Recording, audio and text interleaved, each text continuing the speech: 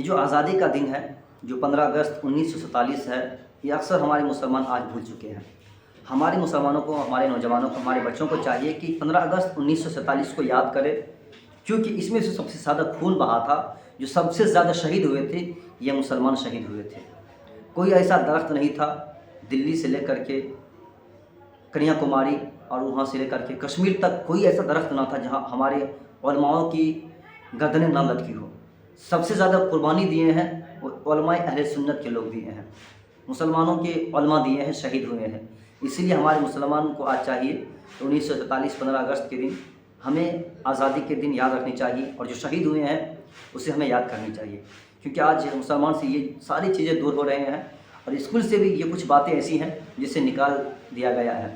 ہمارے بچوں کے ذہن میں کفایت علی کافی، یہ جو علامہ اقبال جو شہید ہوئے ہیں اتنے، ان سارے کو ان سبوں کے ناموں سے آج دور کر رہے ہیں ہمارے، کہ جب یہ انگریزوں کے خلاف کسی نے آواز اٹھایا تو یہ کسی اور نہیں تھا بلکہ ہمارے مسلمان ٹیپو سلطان تھے۔ وہ بھی ایک مسلمان تھے جو انگریزوں کے خلاف پہلے ذہن میں بات لایا، پہلے اس بات کو جب رکھا، میٹنگ بٹھایا، تو یہ ٹیپو سلطان نے اس بات کا حکم دیا اور اس بات کو میٹنگ رکھا کہ انگریزوں کے خلاف ہم لڑائی کریں۔ اس کے بعد جو سب سے زیادہ شہید ہوئے اور جیل کر دیا گیا، انگریزوں نے جیل میں رکھا، وہ کوئی اور نہیں بلکہ ہمارے قوم کے عالموں تھے، جو نکوبار انڈمان میں سے بھیج کر کے قریب 20,000 عالموں کو پھانسی دی گئی۔ یہاں تک کہ کفایت علی کافی کو اس کے اوپر اتنا بڑا ظلم کیا کہ انگریزوں نے اسے پھانسی کی سزا دی۔ اس سے پہلے تو اسے 7 دن تک اس کے جسم پر استری پھیرا گیا اور اس پہ نمک چھڑکا گیا، اس کے بعد اسے پھانسی دی گئی۔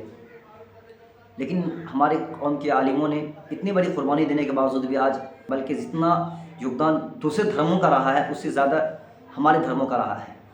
اس کے بعد جو انقلاب کا نعرہ لگایا وہ مسلمان ہی دینے والا تھا۔ جو تاج محل دیا ہندوستان کو مسلمان تھا، جو لال قلعہ دیا وہ مسلمان تھا، جو قطب مینار دیا وہ بھی مسلمان تھا، اور جو سارے جہاں سے اچھا لکھا وہ بھی مسلمان علامہ اقبال تھا۔ ہندوستان کی ترنگا کا رنگ دیا وہ بھی کوئی اور نہیں بلکہ ثریا طیب تھی، جو کہ بدرالدین طیب کی بیوی حیدرآباد کی رہنے والی تھی۔ یہ سارے چیز ہمارے قوم سے آج دور کر دیا جا رہا ہے، ہمارے مسلمانوں سے آج دور کر دیا ہے۔ آج اس باتوں پر تاریخ کو پڑھنے کی ضرورت ہے کہ ہمارے مسلمانوں نے کس طرح اپنے گردن کو شہید کروائے ہیں، کس طرح اپنی قربانی پیش کیے ہیں۔ آپ سے گزارش ہے کہ اس ویڈیو کو اپنے دوستوں میں ضرور شیئر کیجیے، کیونکہ ہمارے نوجوان، ہمارے بچوں کو آج تاریخ پڑھنے کی ضرورت ہے۔ ہمارے ہندوستان کے آزادی کی جو لڑائی ہوئی وہ دن کوئی اور دن نہیں تھا بلکہ جمعہ کا دن تھا۔ جس دن ہم آزاد ہوئے تھے وہ جمعہ کا دن تھا، جس دن ہمارا دیش آزاد ہوا وہ جمعہ کا دن تھا، اور رات شب برات کا تھا، اور مہینہ ماہ رمضان شریف کا تھا۔ اتنی مقدس مہینہ، مقدس راتیں، مقدس دن، لیکن یہ ساری چیزیں ہم بھلا چکے ہیں۔ آپ سے گزارش ہے کہ اس ویڈیو کو شیئر کیجیے اور کمنٹ باکس میں اپنے رائے کا اظہار ضرور لکھیے گا۔ السلام